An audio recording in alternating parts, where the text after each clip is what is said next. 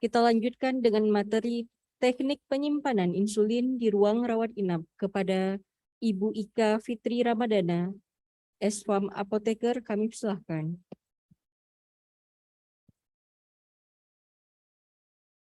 Baik, terima kasih banyak kepada Ibu MC.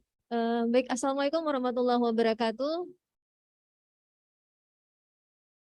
Baik, senang sekali saya bisa ada di tengah-tengah kita semua hari ini. Syukur alhamdulillah, mari sama-sama kita panjatkan kepada Allah Subhanahu wa taala yang telah memberikan kita kesehatan sehingga kita bisa hadir di sini. Tidak lupa pula selawat beriring salam kepada junjungan alam kita Nabi besar Muhammad sallallahu alaihi wasallam. Baik, yang saya hormati Dr. Sarah Firdaus, Master Medicine Science, spesialis penyakit dalam, Ibu Nurse Trinur,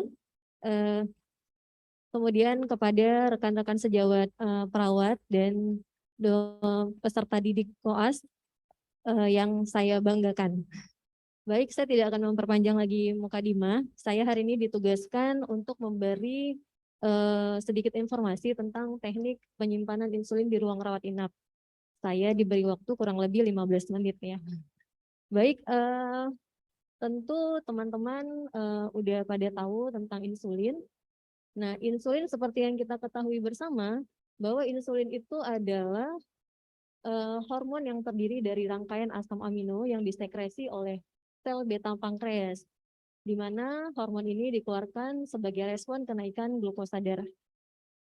Insulin yang dikeluarkan oleh sel beta pankreas dapat diibaratkan sebagai anak kunci yang membuka pintu sel sehingga glukosa dapat masuk ke dalam sel. Dan selanjutnya diubah menjadi tenaga. Bila insulin tidak ada pada pasien DM tipe 1, di mana jumlah insulinnya tidak mencukupi atau tidak dapat bekerja dengan baik, sehingga terjadi resistensi insulin seperti pada pasien DM tipe 2. Maka masalahnya glukosa tidak dapat masuk ke dalam sel. Hal ini menjadi masalah karena dapat meningkat kadar gula darah. Kalau kita flashback, di zaman dulu, sejarah asal muasalnya insulin sampai ada seperti sekarang, dulu itu pada tahun 1921, insulin itu diperoleh dari ekstrak pankreas anjing.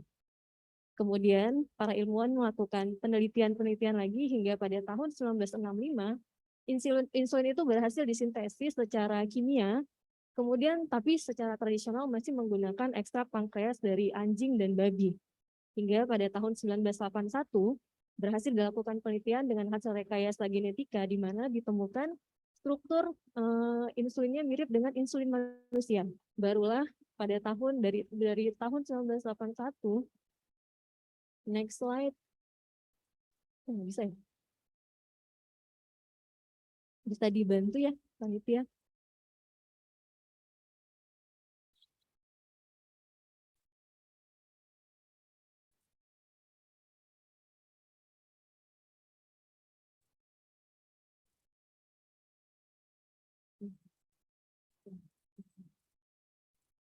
Nah, iya, jadi pada tahun 1981 hingga sampai sekarang, di mana insulin itu diperoleh dari perkembangbiakan bakteri E. coli. Jadi di sini menggunakan rekayasa genetika, di mana hormon insulinnya ditemukan dikembangbiakan dari bakteri E. coli. Kemudian bakterinya fermentasi hingga di dalam tubuh bakteri ada insulin. Kemudian berhasillah ditemukan insulin dengan rekayasa genetika, di mana insulin yang sudah diperoleh ini kemudian barulah didistribusi ke PBF, pabrik besar farmasi, perusahaan distribusi farmasi, kemudian baru didistribusikan ke rumah sakit, apotek, dan klinik. Tentu dalam proses pendistribusian ini sangat diperhatikan penyimpanannya. Artinya penyimpanannya harus menggunakan suhu yang sesuai yang direkomendasi. Jadi insulin yang kita peroleh sekarang ini, yang kita gunakan sekarang halal, jadi tidak bersinggungan lagi dengan unsur-unsur haram. Karena diperoleh dari hasil perkembangbiakan rekayasa genetika menggunakan bakteri E. coli. Kemudian ini proses distribusinya dengan tetap mempertimbangkan suhu. Hingga insulin itu kita peroleh di gudang farmasi. Nah, insulin itu disimpannya tidak boleh di freezer, tidak boleh di pintu kulkas, tidak boleh juga di bawah, tapi harus di tengah-tengah ini. Kemudian penyimpanannya juga tidak boleh berdekatan, jadi harus ada space di antara satu insulin dengan insulin yang lainnya. Kalau kita simpannya di dalam kotak. Kemudian insulin itu juga termasuk obat termolabil. Termolabil itu apa sih sebenarnya? Namanya juga labil kan. Kalau labil itu pasti nggak jelas, kayak ragu gitu. Nah, jadi kalau termolabil ini adalah obatnya mudah sekali rusak akibat perubahan suhu. Jadi insulin ini sangat direkomendasikan penyimpanannya pada suhu 2-8 derajat Celcius. Kenapa harus pada suhu itu? Karena di luar suhu itu insulinnya bisa rusak. Artinya insulinnya bisa tidak berfungsi lagi. Jadi kenapa kita dapat materi penyimpanan insulin di awal? Karena kalau insulinnya udah sesuai penyimpanannya, insya Allah yang dokter harapkan, yang perawat harapkan untuk bisa menurunkan kadar gula darah itu bisa tercapai.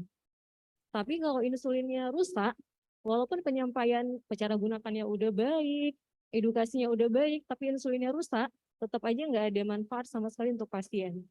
Jadi tugas kita bersama-sama untuk tetap menjaga insulinnya tetap berfungsi dengan cara penyimpanan yang benar. Karena dia terbuat dari tadi dari hasil bakteri. Jadi mana kalau seandainya suhunya tidak sesuai, tidak 2-8 derajat Celcius, itu bisa obatnya jadi rusak. Kemudian kayaknya bisa dibantu dari sana aja kali ya nextnya ya.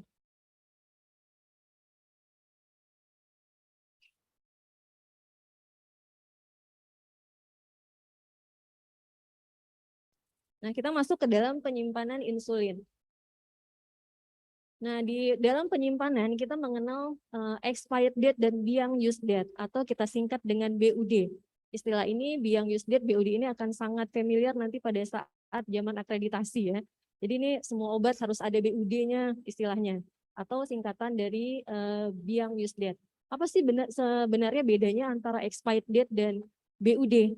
Nah, kalau untuk expired date itu adalah batas waktu penggunaan produk obat setelah diproduksi sebelum kemasan primernya dibuka. Jadi contohnya kayak kita beli paracetamol nih di apotik, dia tanggal kadaluarsanya. Nah, itu dia namanya expired date. Kalau insulin, kita lihat di kemasannya ada tanggal kadaluarsanya, itu namanya tanggal kadaluarsa atau expired date. Lalu apa bedanya BUD? Nah, kalau BUD itu adalah batas waktu penggunaan obat setelah diracik atau setelah kemasan primer dari obat tersebut dibuka. Kapan BUD mulai dihitung? Dihitungnya sejak tanggal obat, sejak kemasan primernya terbuka. Contohnya kalau kayak kita obat racik anak misalnya, itu setelah diracik itu udah BUD namanya, bukan expired date lagi. Kalau mungkin Bapak Ibu pernah beli sirup, nah kalau sirup juga setelah kemasan primernya tutupnya mulai dibuka, itu nggak sama lagi dengan obat. Kita nggak bisa pakai lagi tanggal kadaluarsa. Jadi namanya BUD, beyond use date, sejak kemasan primernya dibuka. Insulin juga gitu, setelah kita gunakan, kita nggak bisa lagi pakai dia sesuai dengan masa kadaluarsa, sesuai yang tertera di kemasan. Jadi namanya BUD ya, kalau untuk kemasan primernya sudah dibuka. Next slide. Nah, kalau insulin baru, insulin yang belum digunakan, insulin yang baru yang belum digunakan, itu insulin pen yang belum digunakan disimpan dalam suhu 2-8 derajat Celcius. Tetapi jangan sampai beku. Kalau beku tidak bisa digunakan, jadi boleh dibuang ya. Kemudian cara membuangnya juga enggak sembarangan di tong sampah ya. Tentu harus dikumpulkan ke sampah medis. Kemudian insulin yang masih baru dapat digunakan hingga tanggal kadaluarsanya. Jadi kalau untuk insulin yang belum digunakan, selama kita bisa menjamin penyimpanannya pada suhu 2-8 derajat Celcius, tanggal kadaluarsanya bisa kita gunakan sesuai dengan tanggal kadaluarsa pada kemasan untuk insulin yang belum digunakan. Intinya di penyimpanan ya, di suhu ya. Terus next. Nah, untuk insulin yang sudah digunakan, itu kita boleh simpan di suhu 25 derajat Celcius, di bawah 25 derajat Celcius. Dan dapat bertahan selama 28 hari. Jadi semakin tinggi suhunya, semakin cepat insulin itu habis masa aktifnya. Oke, jadi kalau untuk yang udah digunakan boleh disimpan di suhu 25 dengan masa aktif selama 28 hari. Oke, next slide. Belum. Nah, jarum. Kemudian yang perlu kita perhatikan adalah pada saat penyimpanan jarumnya itu jangan dipakai juga, jangan digunakan sama insulinnya. Jadi jarumnya harus dibuka. Kenapa? Karena suhu dalam pennya ini, suhu dalam pennya panas, kita masukkan ke dalam kulkas, tentu udara dari luar akan masuk ke dalam. Nah, saat kita keluarkan insulinnya keluar, kemudian suhu insulinnya dingin, suhu di luarnya panas, insulinnya bisa dapat keluar, sehingga dosis yang mau kita suntikan nanti bisa lebih, bisa tidak sesuai dengan yang kita inginkan. Jadi hindari menggunakan jarum pada saat penyimpanan insulin. Oke, next slide. Ya, gimana Bapak Ibu ada yang mau bertanya?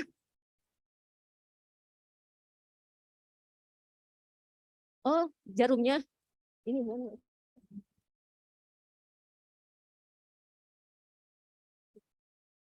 Oh iya, mungkin diskusinya nanti boleh disimpan dulu Ibu, pertanyaannya boleh dicatat mungkin supaya jangan lupa. Oke, penyimpanan insulin. Nah, lalu bagaimana ini pada saat berpergian? Mungkin kita ada pasien-pasien kita yang pulang ke daerah ya kali ya.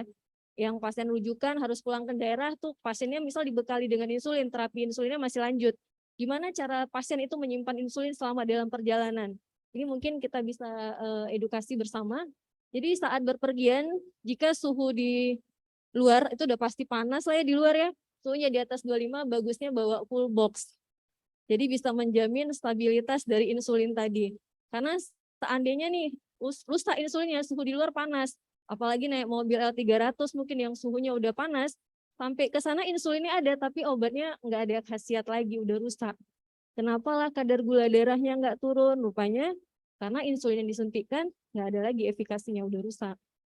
Jadi nanti waktu balik lagi konsul, dosis segini belum ada perbaikan. Ini nanti dari treatment dari dokternya naikkan dosis atau apa, ternyata obatnya udah rusak, nggak ada efikasi sama sekali. Oke, next slide. Nah, penyimpanan insulin ini tadi kalau pakai kendaraan darat. Nah, kalau pakai kendaraan udara, kalau naik pesawat gimana? Kalau pakai pesawat itu boleh disimpan, jangan di bagasi tapi di kabin ya. Jadi jangan disimpan di bagasi. Kenapa? Karena kita nggak tahu suhunya di bagasi gimana. Jadi lebih bagus dibawa ke kabin. Kemudian jangan lupa konsultasikan ke dokter jika berpergian ke suatu tempat dengan perubahan zona waktu 2 jam atau lebih. Karena kemungkinan ada perubahan jadwal dari penyuntikan insulin. Ya, jadi kita ngomongin insulin, pasti kita nggak jauh-jauh ngomongin obat high alert ya.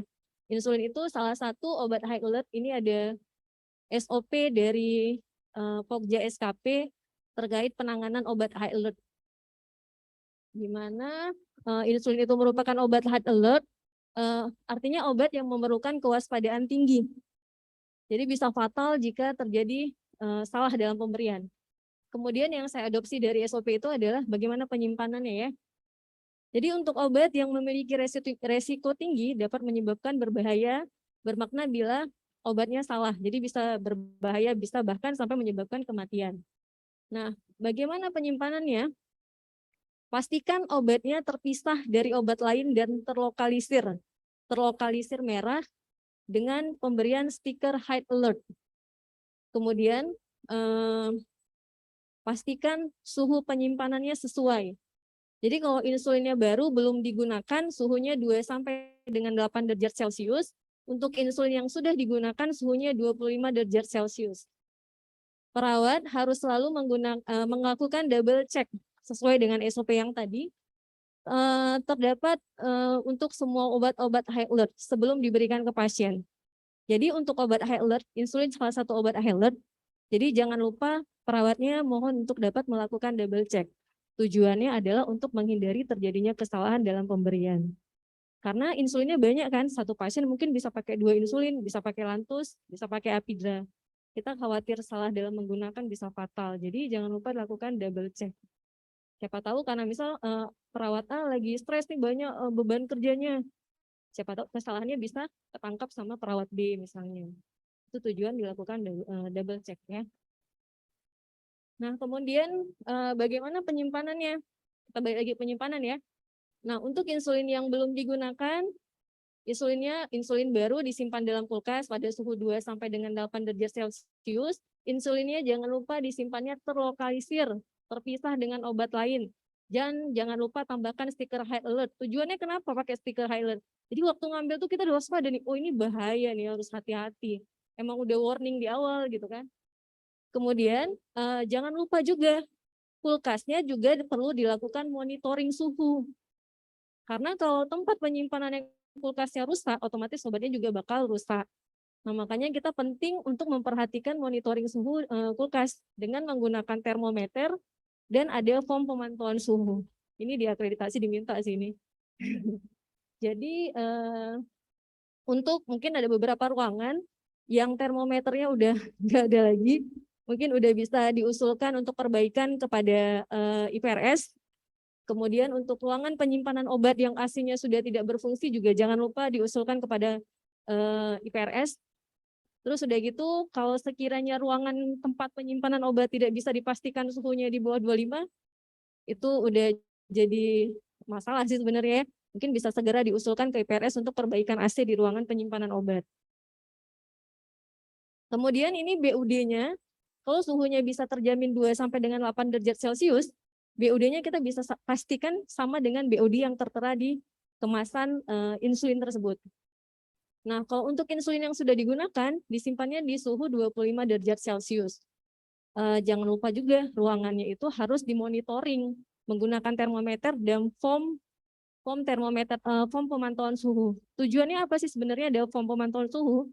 Jadi kiranya ada suatu waktu naik suhunya itu jadi panas, yang bisa kita lakukan adalah kita jangan lupa telepon IPRS untuk bisa diperbaiki segera AC-nya. Karena AC ataupun kulkas, karena bisa berbahaya terhadap penyimpanan obat kita. Walaupun cara pemakaiannya cara suntiknya udah benar, terapinya udah benar, tapi kalau obatnya rusak, jadi sia-sia ke pasiennya. Kemudian insulinnya disimpan dalam masing-masing loker pasien, jadi jangan, itu kalau yang udah digunakan ya, dengan catatan ruangan itu suhunya 25 derajat Celcius. Nah, kalau kemudian disimpan pada masing-masing loker pasien, jangan ditumpuk jadi satu di bawah, jangan ditumpuk jadi satu di suatu tempat. Oke, kemudian BUD-nya 28 hari kalau dia sudah kita gunakan. Dan jangan lupa tuliskan tanggal kita gunakan. Jadi misal insulin itu kita gunakan di tanggal hari ini tanggal 16. Kita tulis tanggal 16 mulai digunakan. Jadi 16 dari 16 sampai 28 hari berikutnya insulinnya segitulah masa stabilitasnya. Di luar itu kita udah nggak bisa jamin lagi. Artinya kita udah tidak bisa menjamin lagi insulin itu bisa menurunkan kadar gula darah. Oke, baik. Selanjutnya, untuk pasien pulang dari ruang rawat inap, jika pasiennya masih diterapi dengan insulin, mohon sisa insulinnya dapat dikembalikan ke pasien. Karena tidak jarang, mungkin lupa ya kali ya kita ngasih insulinnya, jadinya jadi mubazir dan jadi nambah kos rumah sakit juga. Oke, baik. Kemudian jika insulin yang digunakan untuk kasus koreksi, sisa insulinnya bisa dikembalikan ke depo karena masih bisa kita gunakan untuk pasien lain. Oke. Berikutnya, mungkin sekian yang bisa saya sampaikan untuk Bapak Ibu yang memiliki pertanyaan, mungkin boleh disimpan. Nanti di tanya jawab mungkin bisa kita diskusikan bersama. Baik, terima kasih banyak untuk perhatiannya. Mohon maaf kalau ada salah dalam penyampaian saya. Assalamualaikum warahmatullahi wabarakatuh.